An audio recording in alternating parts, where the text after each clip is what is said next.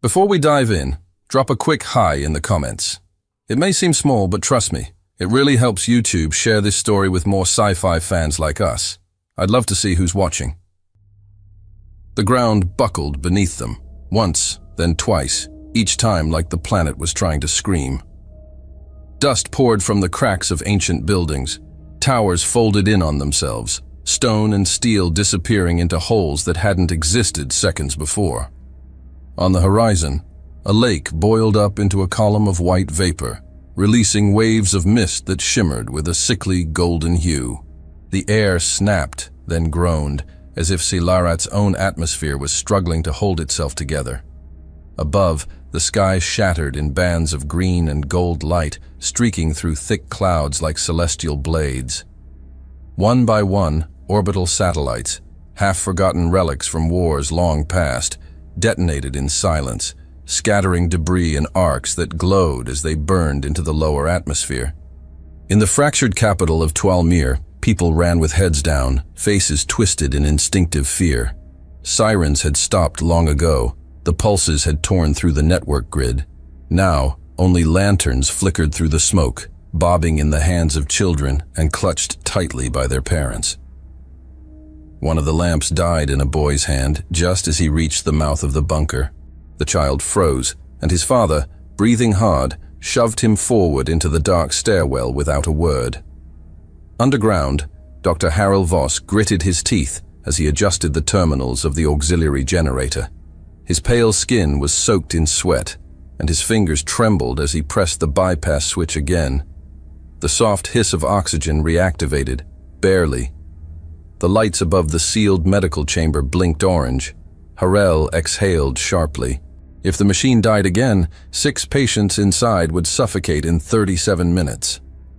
In the war room beneath Council Center 7, now nothing more than a crater, the surviving civic leaders gathered around a flickering table hollow, its projection stuttering under electromagnetic interference. Thal Rovek, once Minister of Interior Logistics, now Commander-in-Practice of what remained, stared at the tunnel schematics. "There's nothing west of Tunnel 9, someone said. A female officer, Commander Valine, thin-faced, blood down one side of her temple. "There's rock and ice," Rovek said. "There's always rock and ice. No signal from the outer path. If we go blind. Staying is death." A third voice joined quietly. "Leaving might be faster." No one responded. The light above them flickered again. Beneath their feet, on sublevel 5, in a collapsed data vault repurposed as a communications hub, Rel Tour sat hunched over a console that hadn't been powered in decades. The surface of the transmitter was scorched, its outer shielding peeled back by corrosion. A faded warning label in old trade script warned of unstable frequency feedback. He ignored it. He connected 2 copper-jacketed clamps to a chemical battery he'd found in an abandoned transport bay. The current surged weakly, enough to activate the interface. He opened the band. The frequency wasn't just obsolete. It had been retired 300 standard cycles ago, once used by merchant fleets in fringe sectors no longer charted. The Council hadn't recognized it since before the First Union Treaty. Still, he keyed the mic. Static. The transmitter crackled. He spoke, voice dry, almost inaudible. "To anyone who can hear this, we are Silarat. We are unarmed. We are dying." He let go of the button and closed his eyes. Somewhere beyond hope, the signal slipped into the dark. Weak, broken, but not dead. It leapt between ghosts of old infrastructure, whispering through the cracks of a galaxy that had forgotten Silarat existed. Most systems discarded it. One didn't. But somewhere, far beyond council lanes and protected territories, where ships didn't broadcast ID tags and maps showed only dead stars, a signal hit a listening node. The relic was deep within a human-controlled relic vault, an orbital installation wrapped in electromagnetic camouflage, orbiting a brown dwarf no longer labeled on galactic charts. It had no crew, just an AI watchdog with parameters set during the Cataclysm recession. Inverted old standard, and routed the message to one destination. Aboard the HSV Stonheim, the communication officer, Lieutenant Brandon Fisher, blinked as his terminal pinged with a low-priority anomaly. He scanned it. Language unknown, auto-translation attempted. Content, distress. Source, unidentified. He didn't hesitate. He dragged the message to the priority buffer and tagged it with his own override code, flag 17. He turned in his chair. "Sir," he said, "you're going to want to see this." Admiral Jonah McTosh stood at the forward edge of the bridge, a heavy figure wrapped in the matte black command suit of Fleet Command. His hair had thinned, and a ragged scar traced his left jawline. He looked older than the ship itself, and maybe he was. He didn't turn around. "Read it," he said. Fisher cleared his throat. "Transmission received from frequency band 910. Translation applied. Message is short. No response channel." He read the words again. McTosh turned slowly. "Who sent it?" "No ID. Planetary source. System not logged." The Admiral stepped toward the console. His eyes traced the waveform, a signature tone, unusual compression artifacts. He knew that kind of transmitter. Cheap, old, something from before automation. Someone had wired it by hand. He didn't ask for more. He didn't need a committee. He didn't consult the protocol index. "Track the origin, plot the jump. Let's see what's left." The bridge fell into silence. No one spoke. A junior officer glanced sideways, lips parted, but said nothing. Orders like that didn't need confirmation. Not from him. Within 30 seconds, the fleet's helm officers were marking coordinates. Across the Stonehim's dark hull, relays flared to life. Below decks, the Desolation's Reach fleet stirred, ships long hidden from oversight, ghosts from old wars, systems patched together by hands that didn't care about regulations. The jump core rumbled, gravity shifted, the stars outside twisted. Somewhere far behind them, the Council's bureaucrats remained silent. Somewhere closer, a planet kept screaming, and the humans answered. Space twisted as the fleet tore out of jump. The system of Elkar surged into view, a maelstrom of gravitational chaos framed by 3 burning stars locked in asymmetric orbits.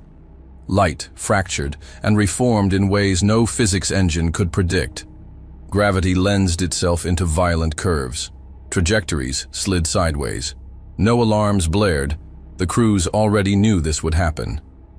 The HSV Tenzan, a recon frigate on the edge of the formation, exited the jump with a pulse of instability. Its bow pitched sharply, the hull groaning as the inertial dampeners lagged behind real space correction. Inside, Lieutenant Conrad Hale forced manual input, ignoring the AI's panic loop warning. Hale adjusted without hesitation, muscle memory overriding panic. The ship wasn't fighting him. It was just waiting for someone to remember how to fly it. "No, you're not doing this, not here." He rotated the ship using cold gas thrusters, pushing the frame sideways into the fold vector, and forced recalibration. The Tenzan slipped back into formation with its shields warped and one thruster offline, but still flying. On the bridge of the Stonehim, data poured across every screen. Most of it was garbage. The local physics around Elkar resisted conventional mapping. Sensors flickered with false echoes and blind spots. Captain Enzo Kepler stood behind the nav team, lips pressed thin. "This place is an ambush without an ambusher," he muttered. "Or a graveyard for whoever thinks they can use it that way," replied Lieutenant Fisher, still at his comms post. Admiral Jonah McTosh didn't speak. He stood at the upper platform, one hand gripping the rail, eyes fixed on the projected map of Psi Larat. From high orbit, the planet didn't look like a target. Cloud cover drifted in sweeping arcs, atmospheric coloration relatively stable. But beneath the surface layer, sensors picked up spirals of heat distribution, unnatural, repeating, with thermal bloom patterns that mimicked industrial testing grounds. They weren't bombarding Solarat. They were shaping it. The main holotable blinked. A tactical analyst, Commander Goran Ellis, projected overlapping crater impacts along Selarat's equator. The patterns were concentric, deliberate. Targeting discipline is too tight for indiscriminate fire, Ellis said. Every strike is placed, each with varied intensity, testing thresholds. Kepler frowned. On population centers. Biological signatures are present in the impact zones, Ellis confirmed. We're not looking at carpet bombing. These are calibration spirals. Across the table, a young lieutenant, Glenn Cade, shifted uncomfortably. They're tuning the shots. Silence held the bridge. McTosh broke it. They're tuning weapons. An operator projected deeper scans. One impact site showed subsurface cavitation. Entire cities pulled downward into vacuums, not by explosives, but by gravitational shear. Another zone showed persistent localized inversion, where heat was folding back into the ground, not escaping it. Jatari energy patterns are consistent with the upper atmosphere discharges, Ellis said. But the ground deformations, those are choral. Fisher turned to the Admiral. Both signatures, both fleets, it's coordinated. McTosh's jaw tensed. He stared at the map for a long moment, then stepped back from the table. Confirm orbital recon. I want a live pass in 12 minutes. As the officers moved, the air shifted. Another message blinked into the main feed. Encrypted council channel, heavily delayed. Per Regulation 442-XO17, intervention in non-recognized planetary territories shall remain suspended pending jurisdictional clarification. No tactical response is authorized. No one reacted. A few glanced toward McTosh. The Admiral's face didn't change. He didn't answer. He turned away and returned to the forward view of Selarat, now rotating slowly in the viewport. Lieutenant Cade hesitated, then leaned toward Commander Ellis. Sir, are we ignoring a direct council directive? Ellis didn't answer. He looked at McTosh. The Admiral raised one hand, palm down, fingers slightly curled. The signal was silent but clear. Stay the course. Cade straightened, said nothing more. A second scan came through. Impact Zone Gamma 7, Fisher announced. 30 kilometers wide. Spiral strike pattern. Core uplift detected. Ellis overlaid the data on the map. Too precise for area denial. They're testing waveform convergence, likely building toward multi-source overlap. Kepler narrowed his eyes. Gravimetric interlock? Looks that way. McTosh closed his eyes briefly. A flicker, not a memory, but an echo. Another war, another council delay. A civilian city under fire, while diplomats debated language. McTosh standing at the rail of the Vanguard's bridge, listening to evac requests from a settlement marked non-strategic, ignoring the order to withdraw. Holding orbit, letting the landing ships burn in, unsupported. Losing 2 cruisers, saving 7,000 colonists. Back in the present, the bridge was quiet. The core is unstable, Ellis continued. If they continue at current escalation rate, atmospheric cohesion fails in 36 hours. Gravity bloom collapse will follow within 40. McTosh opened his eyes. That timeline doesn't work. Kepler frowned. Sir? McTosh stepped back toward the table. The math doesn't close. If they wanted to collapse the system, they'd have done it already. He pointed to the pattern. They're not testing for destruction. They're testing thresholds. They want to see how much punishment the biosphere can take before it breaks. Ellis's expression darkened. Live testing. Of what? Nobody answered. McTosh leaned over the table, reviewing the trajectory overlays. His voice was low, steady. They think this is a gray zone. They think no one's watching, no witnesses, no accountability. He tapped a point on the orbital grid, an insertion vector. We're watching now. Cade turned to him. What's the next step, sir? McTosh looked up. His eyes were calm, cold. We rewrite the equation. No one spoke after that. Behind them, the Stonehine adjusted its orbit. Dozens of ships followed, scattering in formation. No weapons activated, no shields powered up. From above, they looked like debris, burned-out husks drifting on forgotten vectors. But inside, every system was alive. Every hand was ready. The humans didn't speak about intervention. They simply moved. The command deck of the Stonehenge dimmed slightly as the ship settled into its new orbit. In the silence that followed McTosh's last words, dozens of encrypted pings burst outward, silent orders cascading across the fleet. Inside Strategic Operations, the bulkhead doors sealed with a hiss. Admiral McTosh stepped into the low-lit chamber where the senior command teams had already assembled. Engineers, maneuver specialists, and electronic warfare officers stood waiting around a blackened hollow table that shimmered with projections locked in private spectrum. McTosh didn't sit. He gave one nod, and Commander Artur Brennick, Chief of Field Engineering, stepped forward. Initiate layer spread, intervals 3 through 9, non-linear dispersion, set bleed delay to 12, Brennick said without pause. No questions. The men around him started working instantly.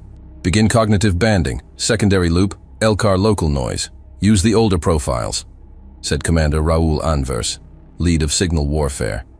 His voice was flat. Another team peeled off toward the systems terminal. LCAR 6 needs a false shadow, said Kepler, stepping in from the nav wing. Paint it like a mining platform, pre-collapse pattern. Dump thermal decay signatures along expected drift. A flick of a finger, and a technician began spooling decades-old signatures through false relay stations. Keep it low band. No broadcast echo, McTosh added. Make them think they've seen this before. One tech loaded a pulse pattern from a war 4 decades dead. The decay signature was a perfect match for abandoned mining colonies. 2 alien sensors, it would look like nothing worth revisiting. The holotable flickered, showing the orbital plane of Psi-Larat. Dozens of nodes appeared, then faded into simulated clutter. The encirclement had begun, one that no enemy would even register. From the outside, it looked like nothing had changed. The fleet drifted in scattered formation, their hulls radiating only background heat and weak EM echoes, half-dead ships lost in a forgotten quadrant. But inside the ships, processors spun synthetic chaos. Gravity shields were recalibrated for resonance masking. Atmospheric projectors deployed into orbital descent, carrying payloads of thermal displacement arrays. Over Psi-Larat's surface, the sky pressed down, thickening the air. In the ruins of Tuolmir, a satellite from Jatari Observation Relay K-44 passed overhead. Its sensor cluster locked onto a population mass in Quadrant Delta 2, a previously marked evacuation zone. Thermal imaging showed buildings intact, movement patterns consistent with survivors regrouping. The data fed into a recon drone unit dispatched to verify. The drones arrived 33 minutes later. There was nothing there. No buildings, no heat, no biosigns. Just cracked earth and fractured stone. The drones rechecked the coordinates. Still nothing. The lead drone pulsed for confirmation and received no acknowledgement from its uplink. Moments later, the flight group returned. Cameras blurred, logs corrupted, telemetry looped. Inside the Jatari command cruiser, Vorak Nel, a long, angled vessel with fractal etchings along its armor and a command center illuminated in pulsing violet. AI analyst Derenvar blinked both sets of his eyes. His elongated head twitched slightly as he scrolled through the data feeds. Recon failure, he stated in a static inflected voice. Visual data mismatch, no confirmed targets. His superior, Warlord Jirak Vro, a tall exoskeletal creature with a crown of ionized bone spines, stepped to the rail above the operations pit. Cause? He growled. Sensor corruption, possible feedback from local fields, or interference. Jirak narrowed his eyes. Pattern? Derenvar paused. Negative. No systemic source identified. But losses. Continue. Jirak tapped his clawed hand on the edge of the console. Classify as environmental anomaly. Continue the experiment. He turned away, already bored. If the anomaly was real, it would have roared, not whispered. On the coral side, deep within the angular flagship, Orshal, the response was no less dismissive. Permissible deviation. To both species, the resistance, if it existed, was beneath notice.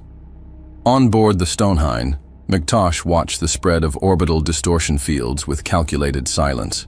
Each atmospheric node they deployed caused a micro-delay in sensor loops. Cities disappeared, not by stealth, but by confusion. Simulated heat signatures were folded into mirrored thermals. Any alien scan saw exactly what they expected to see, and nothing real. One Jatari cruiser launched a scouting vessel. It never reported back. An hour later, another probe entered the lower orbital tier. Its return feed showed only static and a brief frame of its own descent path looping endlessly. None of the shots were fired. Nothing exploded. And still, things kept vanishing. In the command pit of the Stonehine, Ensign Roan stepped closer to Lieutenant Cade, both of them monitoring the orbital silence. "How long do we wait before they realize?" Rowan asked, voice low. Cade didn't look up. "They still think we're not here." Roan blinked. "Then what are they seeing?" Cade tilted his head toward the hologram, ghosts of false structures spinning in slow orbits. "What they want to see." An alert flashed on the side of the interface. "No telemetry." Still no reaction from the enemy fleets. They were logging the losses as system errors. In one corner of the bridge, Ensign Holt watched the projection feeds from the decoy city above Tuolmir. It shimmered faintly under the thin veil of distorted air. The image was stable, simulated street movement rendered by reflective signal pings bouncing off atmospheric particle arrays. A fake city. A fake life. "They're chasing ghosts." McTosh heard him and walked slowly to the edge of the upper rail. He said nothing at first. "They don't know if they've already lost," Holt added, "or if it hasn't started yet." The Admiral's eyes remained locked on the orbital display. Ships that looked like ruins. Shadows that moved like tricks of light. A battlefield that didn't fight back. "Let them wonder," McTosh said. And below them, the trap continued to build itself. The first shot wasn't seen. It was felt. Somewhere above Silarat's upper atmosphere, space convulsed in silence as 4 human interceptors twisted along unstable orbital vectors, using the chaotic pull of Elkar's triple suns like slings. The lead ship, Raptor 2, rolled hard left, skimming a gravitational ripple that would have crushed any autopilot. Inside, Lieutenant Cal Novak gripped the manual thrusters with sweat-soaked gloves, blood pooling in the edges of his vision. "Trajectory lock in 5, 4. Now," he growled. He fired a microburst, flipped the nose, and slingshotted directly behind a Jatari drone carrier. No alert registered. The drone ship had been tracking a previous vector, one that no machine had calculated could curve like this. By the time its sensors registered Novak's presence, the torpedoes were already inside its hull. A flash. No sound. The ship folded inward on itself, vanishing in white plasma. Across the orbital layer, the rest of the human strike wings began similar passes, each using burn patterns that defied inertial prediction, cutting across gravity folds that even alien vessels avoided. The only way to pull it off was with a human pilot, someone whose brain was reckless enough to feel the path rather than calculate it. A Coral recon ship tried to imitate the maneuver. It came in too steep.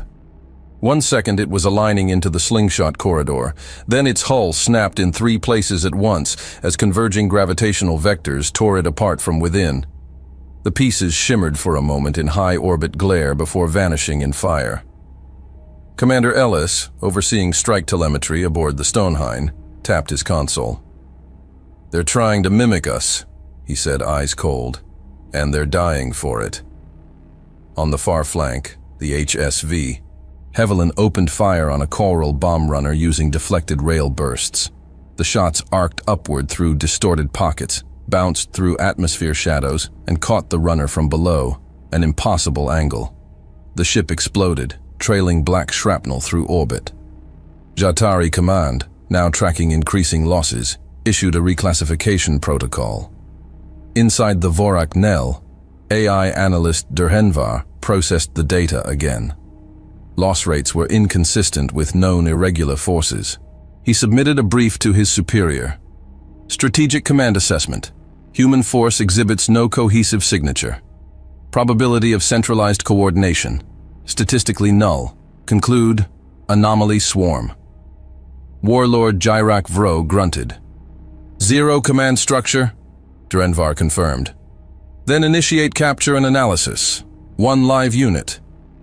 Jatari frigate Kelthras locked onto a human fragata, drifting with low EM signature, HSV Mintera. It showed degraded shields and minimal activity. The Jatari moved in with precision, latched on with maghooks, and breached the main hull. The boarding party advanced with weapons drawn, expecting chaos. They found corpses, cold, positioned purposefully. One still seated in the pilot's chair, eyes open, hand frozen on the throttle. Terminals were melted from the inside out. Power cores were fused. No resistance, no data, nothing but confusion. Then, the onboard sensor picked up a low-frequency pulse emanating from the engineering bay. By the time the signal reached the Jatari command ship, the Mintera imploded. A collapsing charge tore through the breached hull, and with it, the boarding vessel latched to its side. 2 Jatari cruisers were caught in the edge of the gravitational crush. One lost power, the other lost everything. In Silarat's lower atmosphere, 3 atmospheric shuttles broke through the sky in tight formation, retrofiring through smoke and magnetic interference. The humans had arrived on the ground. Their drop zone was a ravaged district once known as Varnak Hills, a shattered urban slope where buildings leaned like broken teeth and the air carried the iron taste of vaporized alloy. Civilians emerged from half-buried shelters. Skin mottled, faces streaked with soot, they carried makeshift weapons, pipes, arc cutter handles, repurposed mining drills. The humans didn't stop to explain. They moved fast. Sergeant Dean Mars led the drop team, his armor still glowing from atmospheric entry. He handed sealed packs to the first group of locals, each marked with bright red crossbars. Inside, water, rations, ammunition.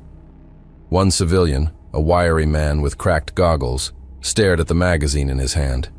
He blinked, looked up. Mars spoke through his helmet filter. 2 days, that's all we need. Hold. No questions were asked, none answered. The team moved out, vanishing into the ruins. After the dust settled, 2 Silarat locals remained by a scorched overpass. One leaned on a shovel sharpened into a spear. The other still held the ammo cartridge. The first shook his head. This is some new war game. They'll vanish tomorrow. The second one watched the distant contrails fade into the clouds. Nobody gives ammo to people they want to keep quiet. He pocketed the magazine. Aboard the Stonehine, Commander Ellis entered the Psychops deck where a short, bespectacled man in black fatigue waited.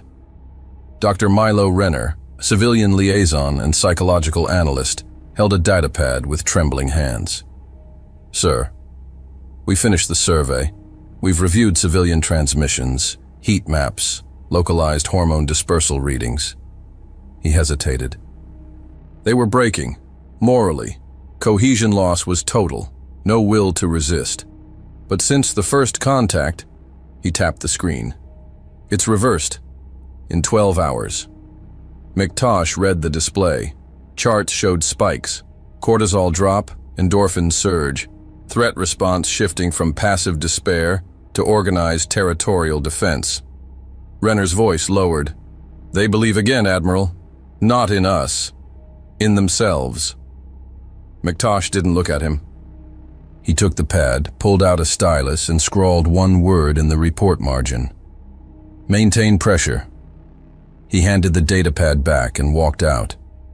And above Silarat, the battle didn't slow. It recalculated. Vectors adjusted. Decisions sharpened. Every move drawn not from strength but from precision, from purpose. They didn't come to rescue anyone. They came to rewrite the rules. The swarm hit at 0402. No warning, no preliminary scan pings, just a shadow ripple across the orbital threshold, and then impact. Thousands of autonomous Jatari nanophysical drones, released in layered clouds from the cruiser Thrak Kel, flooded the perimeter in spiraling formations, each unit no larger than a fingernail, built from hyper-adaptive alloy with the ability to fracture local gravity fields on contact. The HSV, Ronin, an older battlecruiser holding northern orbital flank, took the brunt. Inside the engineering core, the grav shield indicators began to blink yellow, then red. One section after another destabilized under the drone interference, collapsing microfields that had been tuned to bend incoming force. Commander Theo Raines stood over the grav core array with his sleeves rolled to the elbows and grease across his jaw. His voice was already hoarse from shouting. "Those bastards are bleeding us through harmonics. We need bypass vectors now. We've got old field compensators from a mining deck, sealed in vacuum crates since Andros' collapse. I can reroute them. Do it. No manuals, no blueprint, just instinct."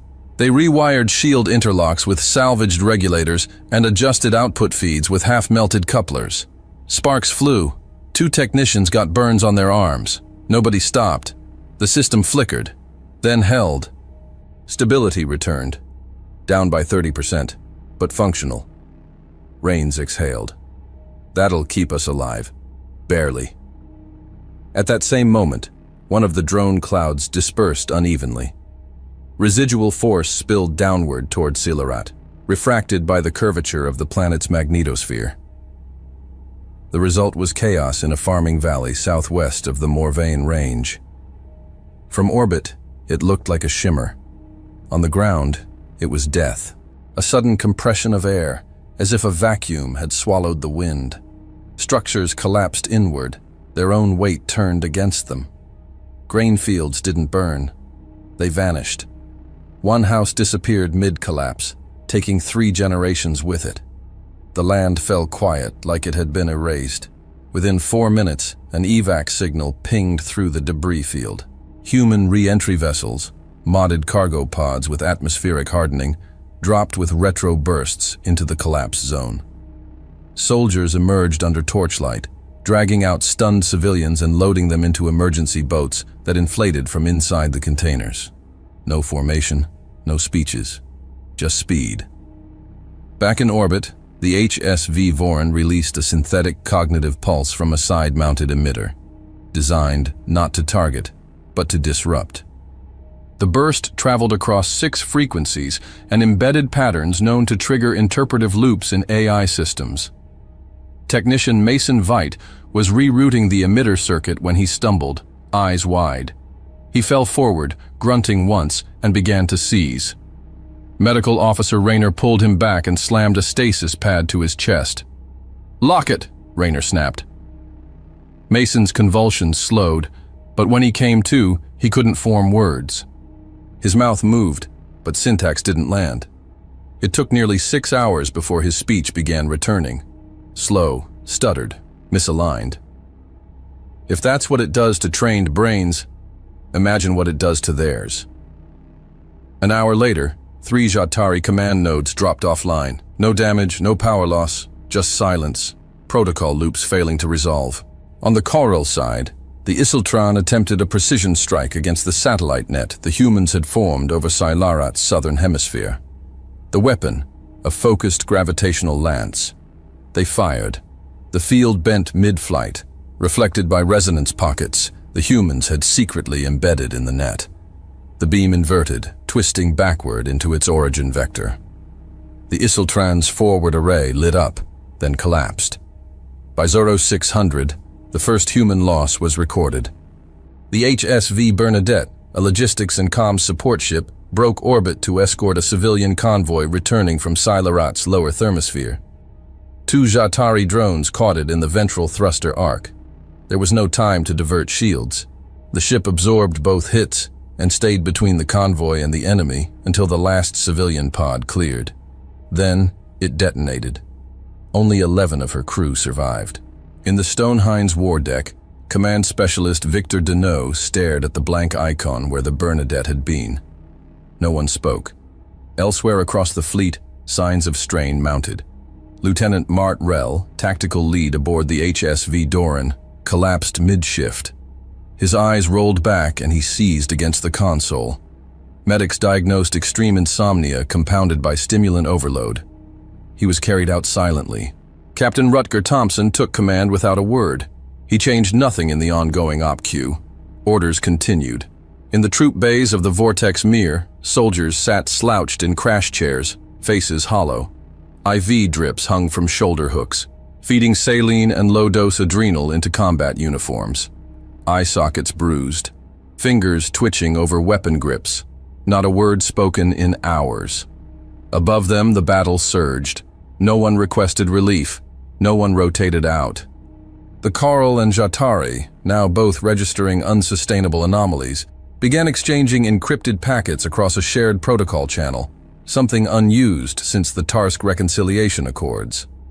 Inside the cryptography room aboard the Stonehine, Ensign Ben Holcroft worked through a traffic spike, feeding it into a decryption net layered with adaptive heuristics.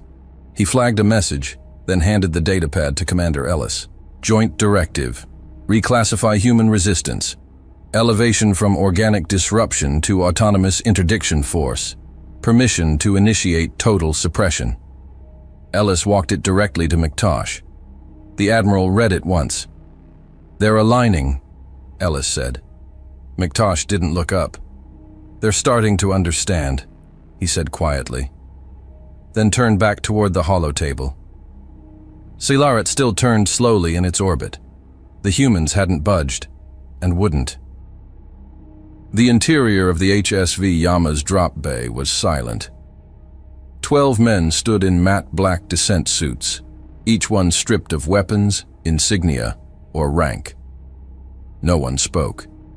They moved in tight sequences, checking clamps, sealing containers, adjusting transit straps. The hum of pre-launch compressors echoed faintly overhead. Sergeant Mason Tall knelt beside a drop capsule and used a fine-point laser to etch a name into the hull. One word: Auric. His brother. Lost 3 campaigns ago. No ceremony. Just the name. A memory anchored to steel. Beside him, Private Lennox opened the side pouch of his suit and took out a creased photograph. A woman. A child. The edges curled with time. He stared at it for exactly 4 seconds before tucking it beneath the frame of his chestplate. Corporal Reese slipped a folded paper under the control console of Capsule 2. He didn't write his name on it. Just a line of text. "We knew. We went anyway." Each man ran a full diagnostic. None carried firearms. No blades, no active implants. Each carried a microdose capsule sealed behind the left molar, labeled internally as Type 47. If ruptured, it would kill in under 3 seconds. Clean, silent, and untraceable by biosignature decay. Final lock-in completed. Tal looked once down the line. No nods, no words. Each man stepped into the capsule bay and secured the harness without prompting. The 12 containers, rectangular, sealed, and marked with rusted identifiers from the Colonial War era, were pulled into drop position. Their surfaces bore archaic serials, some barely legible. The chemical scent of old polymer filled the air. Launch protocols engaged. The Yama's command console flashed amber. Green trajectory arcs appeared. Minimal burn, no beacon, no escort. The drop pods deployed, one after another, into the void. Inside the Stonehine's tactical core, beneath the primary bridge, Commander Ellis stood beside Lieutenant Ames of Electronic Warfare. They watched the data streaming from the Yama's uplink one last time before the pods passed comms blackout. Ames held a thin slate with fragmented data strings rotating in split view. Raw, unstable code ran in incomplete loops. "It's not a virus," Ames said. "Not in the traditional sense." Ellis leaned closer. "They're question trees," Ames continued. "Recursive logic structures. They'll initiate prompts to any system attempting to interrogate them." Ellis nodded once. "And the outcome?" "No valid conclusion," Ames said. "There are no right answers. Every path leads to contradiction. Even attempts to terminate the inquiry will trigger counter-logic." A second technician, Ensign Jarrow, stepped up, watching the strings unfold. It's a maze, an algorithmic snare. AI can't process what it can't resolve. Back in low orbit, the drop pods punched atmosphere, angled, no stabilization thrusters, plunging toward a fringe canyon sector near Silarat's equatorial waste. The impact sites had been pre-selected to resemble debris scatter from failed civilian launches. They hit hard. Inside Pod 3, Sergeant Tall bit down once. The venom capsule didn't rupture, just pressure testing the seal. He opened the inner locker and activated the decoy distress beacon. Within minutes, Jatari patrol skiffs appeared on orbital scan. Two converged. The Jatari patrol leader, a tall, angular creature with bifurcated sensory ridges along its crown and claws folded into wrist blades, approached the impact site. Its armor shimmered in blue-black sheen, and its support crew deployed with methodical caution. They read the biosigns. All human, all alive. No active threat. Secondary analysis. No heat signatures from weapons. No shield tech. No resistance detected. One of the junior analysts hesitated. This profile is inconsistent. They're not combatants. It may be a trap. The squad leader tilted its head. Or desperation. A surrender group. Retrieve and interrogate. The capsules were extracted and pulled aboard the Jatari hauler without resistance. Inside, Tal and his team remained still. No eye contact, no struggle. They let themselves be scanned, cataloged, and placed into analysis bays without protest. Each man was shackled to an interface chair. Interrogation links initiated. Inside the analysis chamber aboard the Jatari dreadnought Veltranok, analyst Zekarvon prepared for data retrieval.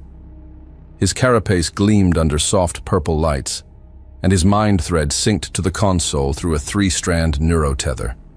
Human data fragments were loaded. He began the decryption sequence. The code opened. The questions started. Somewhere deep in the Veltranok's core, a subroutine logged an anomaly. No one noticed. It wasn't loud yet. Define origin. Define alignment. Define logic chain for decision branch null, 3A. Each response led to another fork, then another. Branches collapsed inward, redirecting into mirrors of contradictory instruction. Zekarvon's pupils constricted. His mind thread jittered once, then re-engaged. He forced a linear path. Confirm chain of custody. No custody exists within contradiction. He froze. The console began duplicating its own queries. Responses looped, failures stacked. A secondary warning appeared. Internal recursion depth approaching threshold. Zekarvon yanked the tether. Behind him, the first internal nodes of the Veltranok's tactical net began to ripple. Micro-delays, decision fatigue, data contention warnings. On board the Stonehine, Ensign Holt turned from the forward console. Protocol clean capture confirmed. All pods received and activated. Ellis leaned in. Response? Nothing overt yet, Holt said. But their net's fragmenting. Slow a handshake between systems. Background loops rising. McTosh stepped forward from the shadows, his voice quiet. No extratives, he said. Let it run. No one replied. There was no celebration, no confirmation signal, no signal at all, no goodbyes, no countdown. Just men who went where no rescue was planned. Just the quiet onset of rot, deep inside a machine that didn't yet know it was breaking.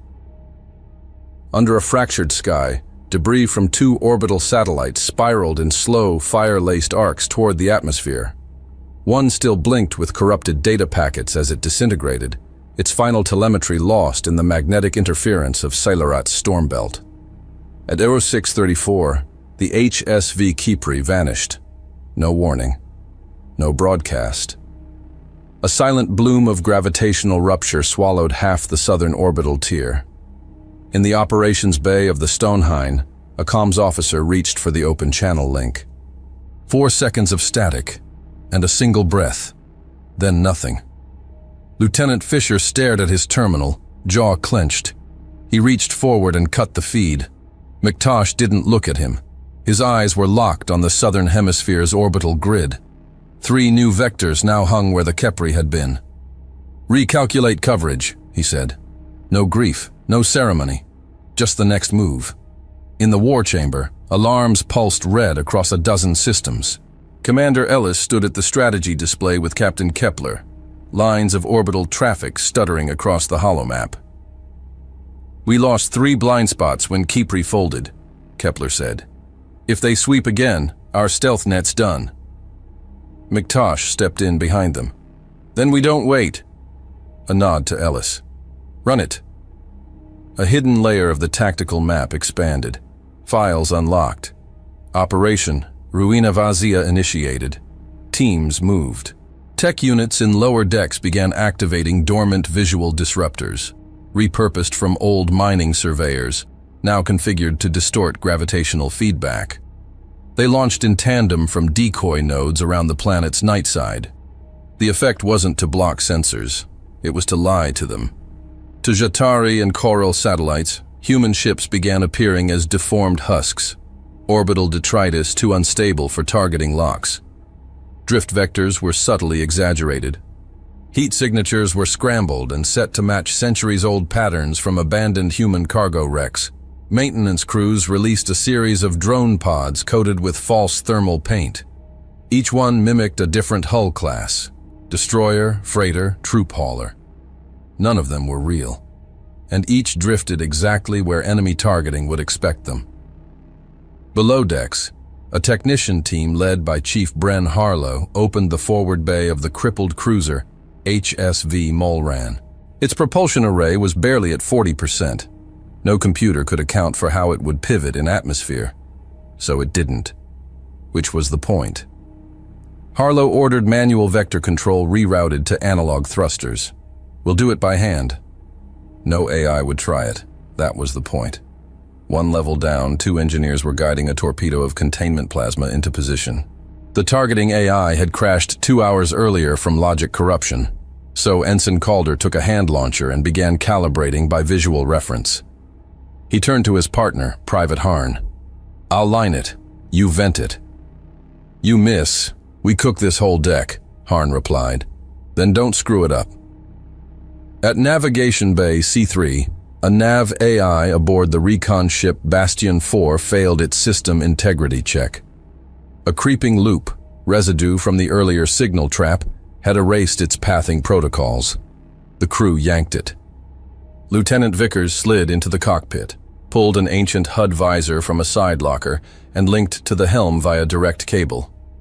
No assistive telemetry, just raw thruster alignment and orbital math done on instinct.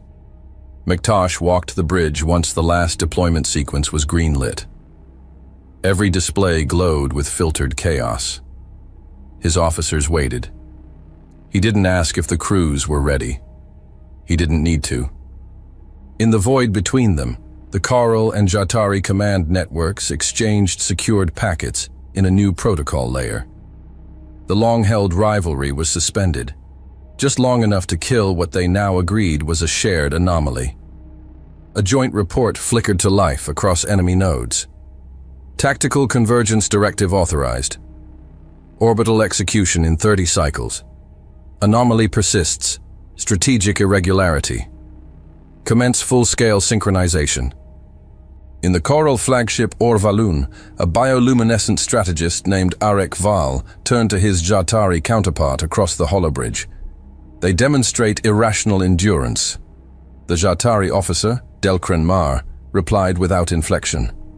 "The suppression will end the variable." Arek's facial crystals dimmed for a moment. "Assuming there's anything left to end." Inside the Stonehine, the main view screen updated. At the top edge, a red-coded counter appeared. T, 29 cycles until synchronized enemy strike. The number ticked once. McTosh folded his arms, gaze steady. 29 cycles, he murmured. "Let's see how much of that we need." Behind him, the fleet breathed in silence. All motion now served one purpose. Around him, the operations bay came alive, not with panic, but with precision. Silent screens, red glow hollows, movement without noise. The trap was set. Now came the wait. Under the pressure of countdown, the void trembled. At T-0147, the first of the Chiral dreadnoughts powered up its trivector gravity well. A roarless hum expanded across the orbital layer, undetectable by sound, but registered instantly by every calibrated sensor. The air above Silarat began to warp as alignment fields locked into phase. The Or-Valyun, Karel's central artillery ship, initiated sequence logic for vector ignition. Inside the vessel, a tactical AI flagged an anomaly. Oscillation variance in 3 target coordinates. Not major, only 0. 0.7 deviation on each axis. It issued a protocol recommendation. Abort sync. Recalibrate vectors. Delay, 11.6 seconds. Command overrode. Proceed. Redundancy layers with intolerable deviation. It wasn't a mistake. It was a decision. A system designed to believe in itself too much.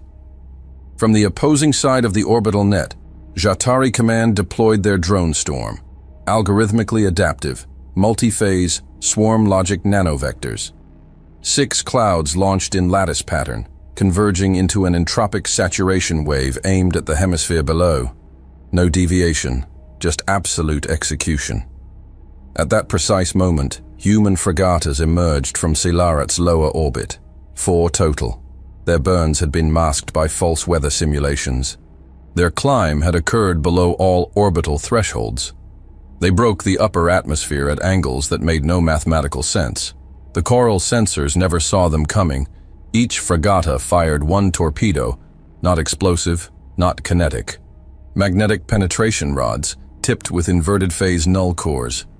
Their job wasn't to destroy, their job was to shift. The torpedoes hit the gravity nodes on the Chiral dreadnoughts mid-cycle. Not hard. Just enough to displace the arc entry by fractions. The sky shattered.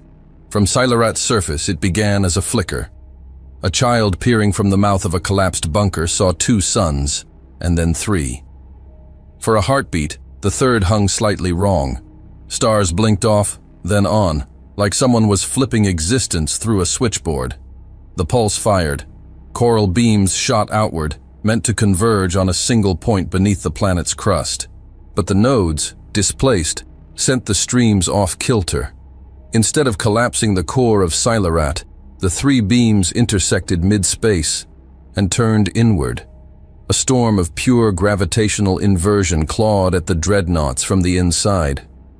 Armor tore like wet paper. Hulls compressed, then folded outward. No explosion, just a quiet, hungry implosion, like the universe exhaling into itself. Aboard the Stonehine, no one spoke. They just watched the orbital signature of 3 dreadnoughts blink out one after the other. Above, the Jatari drone storm lost cohesion. A hidden trigger activated. Inside the command node of Swarm Cluster Alpha 3, the logic tree split. Pre-battle conditioning told the drones to adapt. But every branch of the decision tree led nowhere. One AI attempted to reroute. New vector. Correlation error. New vector. Recalibrate pathing. New command. None found. Reprocess. The swarm paused mid-flight. And then began colliding with itself. 3 Jatari cruisers caught in the wake of the confusion attempted to maneuver away. One turned too late. Sliced directly through a drone cluster caught in feedback. Its outer hull dissolved under a wash of particle impact. Another tried to eject its command module, only for the AI to issue a countermand halfway through, aborting at 17% execution. The internal contradiction triggered a full systems fault. The ship folded in half. The third ship veered into the path of a Chiral escape beam, both thinking the corridor was clear. They collided. Aboard the Stonehine, Ensign Holt stared at the feed. "Crosstalk's dead," he said quietly. On every open channel of the Elkar quadrant, silence had taken hold. No encrypted orders, no targeting pings, no sync protocols, only ghosts. Inside the Or-Valyun, Chiral Command attempted to issue a strategic withdrawal packet. It pinged its Jatari counterpart for handshake. Nothing responded. They tried again. Silence. In a final attempt, One of the Coral sub-cruisers pushed a tactical report through the failing comms net. Its AI, a crystalline neural stack embedded deep within the spine of the ship, delivered its final analysis. Formation interrupted, logic chain severed, coordination lost. That was the last message sent across the Coral Jatari tactical net. The alliance ceased, not by treaty, not by defeat, but by collapse. Protocols with no protocols left. Commands with no systems to obey them. It ended not in fire, but in absence. On Silarat, the sky had returned. No one will come. Dust stirred. A child looked upward. A man, old, weary, one hand scarred with burn lines, held the child in his arms. They watched as fragments of fire faded into blue. A soft rumble followed, a wave of displaced air cresting over the city ruins, sweeping dust and soot in every direction. No remained. Back aboard the Stonehine, Admiral Jonah McTosh stepped forward into the main bridge viewport. He stared at the planet below, intact, smoking, and still holding on. He opened the primary broadcast channel. No encryption, no protocols, just a voice. "We don't fight because we're strong," he said. "We fight because someone had to." He paused. The silence stretched. "If you don't understand why we came, maybe it's time we teach you." The feed ended, and in the broken stillness that followed, no enemy responded. Hey there, space human. I'm really curious about your thoughts on this video.